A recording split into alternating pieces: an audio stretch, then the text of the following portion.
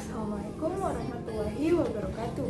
Saya Nur Fajri Nur, mahasiswi kelas Pendidikan Biologi A, mewakili kelompok 1 pada mata kuliah Biokimia.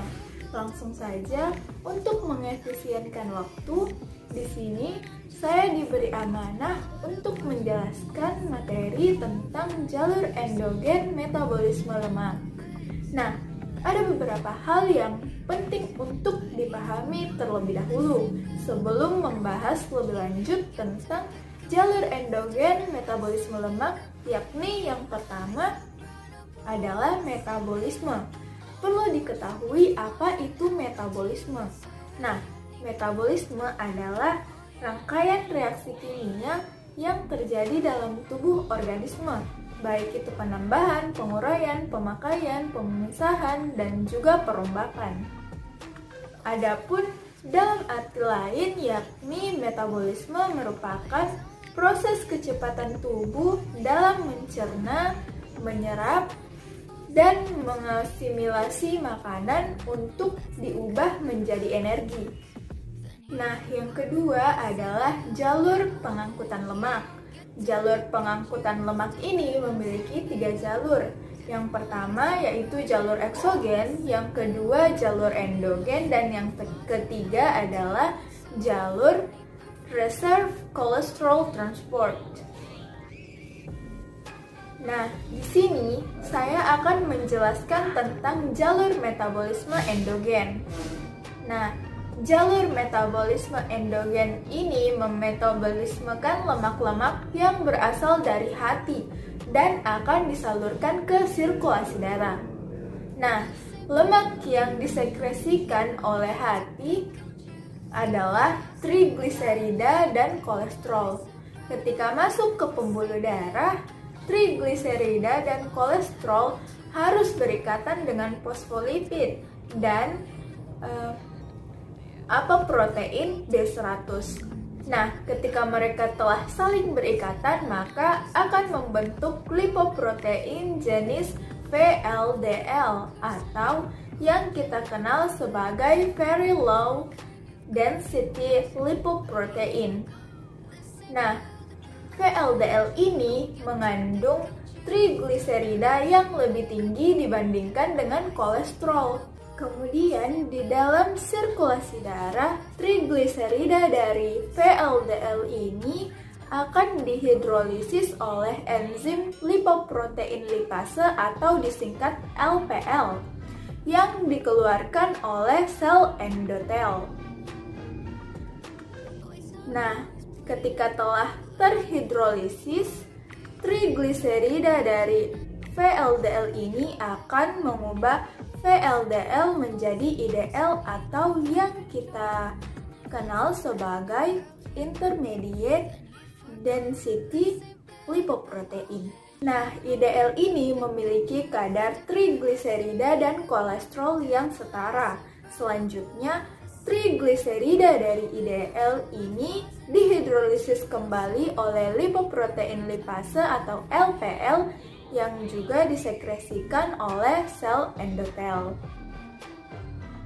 Nah, ketika trigliserida dari IDL ini terhidrolisis untuk yang kedua kalinya, maka IDL akan berubah menjadi LDL atau yang sering disebut sebagai kolesterol jahat. LDL juga dikenal sebagai low density lipoprotein. Nah, mengapa disebut demikian? Karena pada LDL ini memiliki kadar trigliserida yang sangat rendah karena telah dihidrolisis secara terus-menerus mulai dari FLDL, IDL, sampai dengan LDL.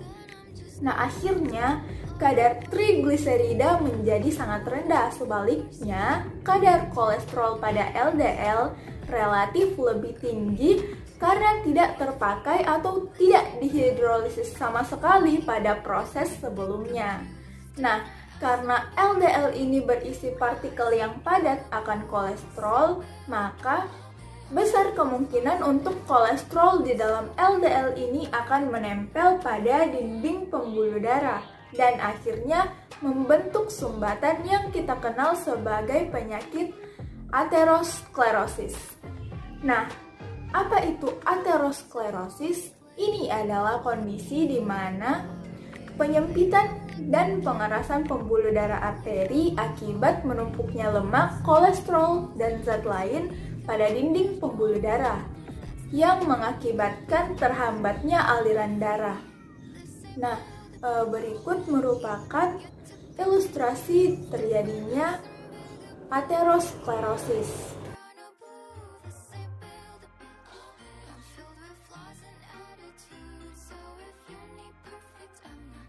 Lanjut, sebenarnya kolesterol dari LDL ini akan disalurkan ke jaringan-jaringan steroidogenik atau jaringan yang memiliki reseptor LDL. Contohnya kelenjar adrenal, testis, dan ovarium. Nah, kolesterol LDL ini juga akan dikembalikan ke hepar atau ke hati lagi. Tapi dalam perjalanannya, dia bisa saja mengalami oksidasi. Nah, kapan dia mengalami oksidasi? Ketika kolesterol LDL ini ditangkap oleh reseptor scavenger A atau SRA di sel makrofag. Jadi, makrofag memakan kolesterol dari LDL ini. Nah, ketika makrofag terlalu banyak memakan kolesterol LDL, maka ia akan menjadi foam cell atau sel busa. Nah, foam cell inilah yang bisa menyebabkan aterosklerosis karena foam cell akan mengendap dan mengakibatkan pengerasan pada dinding pembuluh darah yang akhirnya menyebabkan penyakit aterosklerosis. Adapun faktor yang menyebabkan terjadinya oksidasi yakni karena kadar LDL yang tinggi. Jika kadar LDL tinggi, otomatis akan beresiko pada makrofag yang lebih leluasa untuk memakan kolesterol LDL karena kadar kolesterol LDL yang tinggi. Kemudian, faktor yang menghambat terjadinya oksidasi yakni karena kadar HDL yang tinggi. HDL bersifat antioksidan dan menghambat proses oksidasi. Karena HDL bisa menghambat kolesterol LDL dan mengembalikan LDL ke hepar atau hati hingga tidak dimakan oleh makrofag tadi. Nah, karena itu kadar HDL yang tinggi baik untuk kesehatan kita. Nah, HDL juga kita kenal sebagai high density lipoprotein. Untuk mengendalikan kolesterol dalam tubuh, kita perlu mengonsumsi jenis-jenis makanan dengan lemak baik seperti alpukat, kacang-kacangan, minyak zaitun, dan lain sebagainya. Sebaliknya, jangan berlebihan dalam mengkonsumsi lemak jahat seperti gorengan, daging yang berlemak, dan lain sebagainya. Jika kadar kolesterol tinggi, atulah dengan diet dan olahraga. Bila diperlukan, konsultasikanlah ke dokter untuk mendapatkan obat-obatan yang sesuai. Mungkin sekian materi yang dapat saya sampaikan. Kurang dan lebihnya mohon dimaafkan. Stay healthy and God bless you. Akhir kata, wabillahi taufiq wal hidayah. Wassalamualaikum warahmatullahi wabarakatuh.